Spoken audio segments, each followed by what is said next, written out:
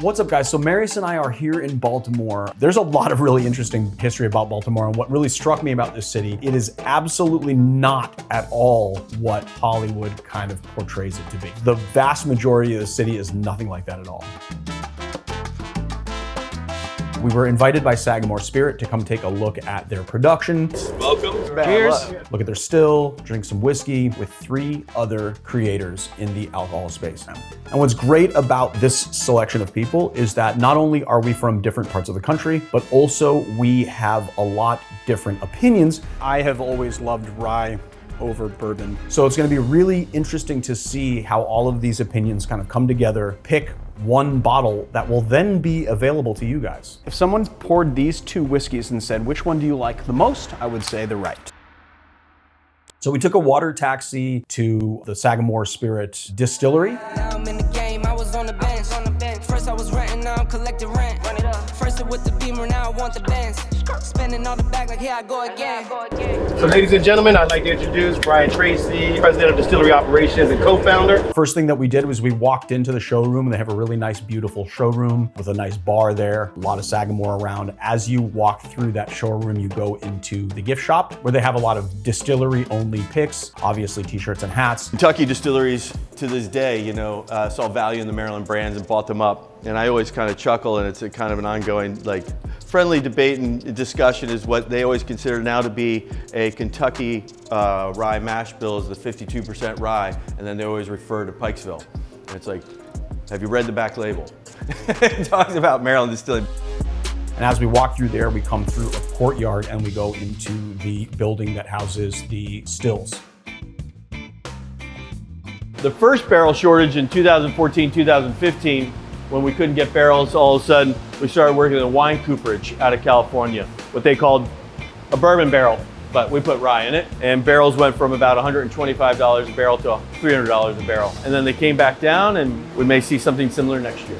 The water tower was really originally designed to hold all that spring water, and then we realized it has a fairly short life. And so we actually just bypass that now and just go straight into the bottle. Because when Sagamore makes their whiskey, they have a wellspring on their farm, and they bring all that water in to proof down their whiskey. We'll actually drive Highway 83 from the farm back down to here for the spring water. And so if you notice on our signature product, it's 83 proof. So that's kind of where that all comes from. As we go past the water tower, we're going inside the building that houses the distillery. There are 2 different stills in there. Here you guys get a closer look at the 2 doublers. So that's Penny, that makes about 14 to 15 barrels every 8 hours.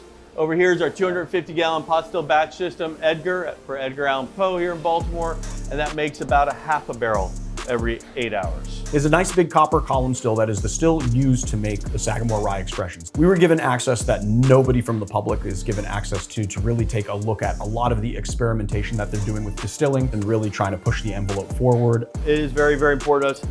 Nothing just goes into a barrel, nothing just goes into a bottle without many people evaluating and weighing in on and a panel and everybody signing off and agreeing on it. So our distillery tour ended with a tasting of all of the different expressions of Sagamore Rye that are available. So that would be the flagship rye, the double rye, barrel strength rye. It should be very sweet, very approachable for a rye whiskey. There's a little bit of fruit floralness to it, sometimes a little bit of apricot. It's a 4 to 6 year old rye. Or if you're a bit more seasoned whiskey drinker, it could be great for breakfast. If that sort of thing. Next, we went into the bottle production room where not only were they filling and labeling bottles, but also these are where the barrels come when they're ready to be emptied. When the bottles are empty, the charcoal is strained out of the whiskey.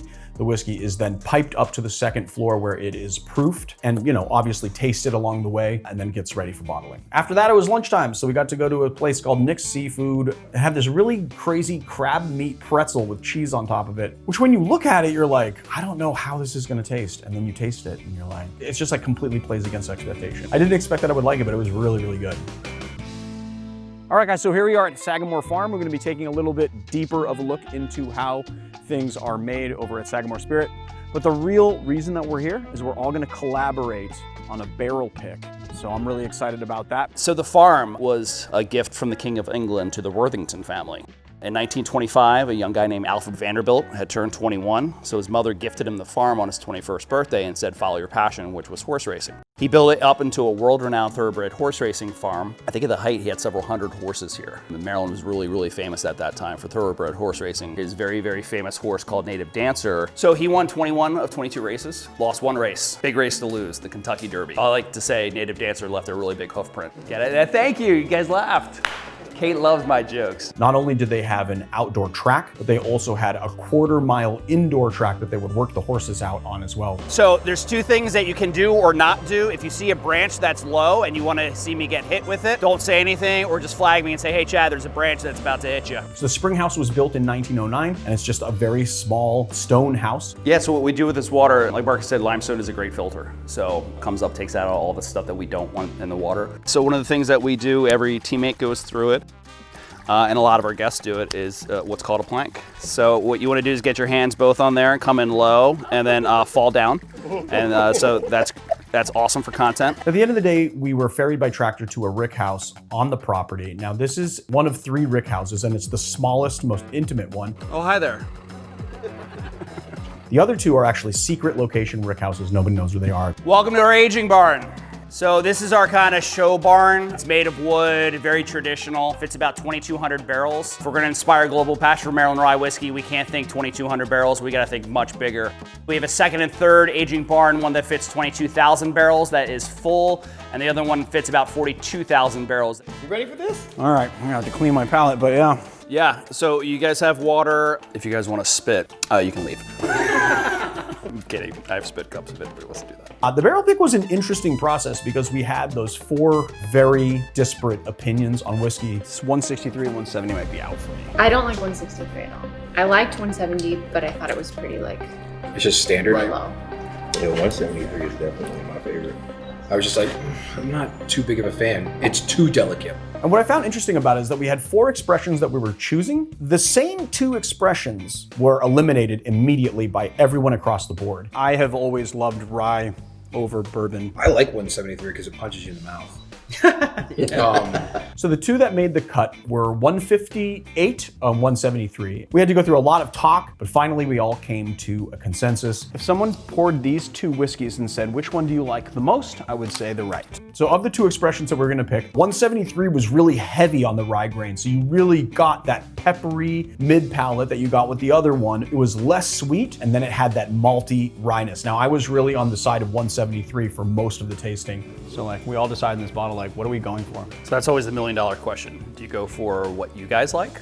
Or do you go, stuff that your audience is going to gravitate towards, that they like? I did come around and eventually we picked 158. And I gotta say that I'm very, very partial to a longer finish. Nothing annoys me more when I take a sip of whiskey and it builds on the palate and builds on the palate, and then all of a sudden it cuts off and there's just like nothing there. And you're like, what did I just drink? Did I drink whiskey or water? I don't like when that happens. Now, none of those whiskeys did that particularly, but 173 definitely had a shorter finish and it had just less dimension, and so we went with 158. I mean, that does it.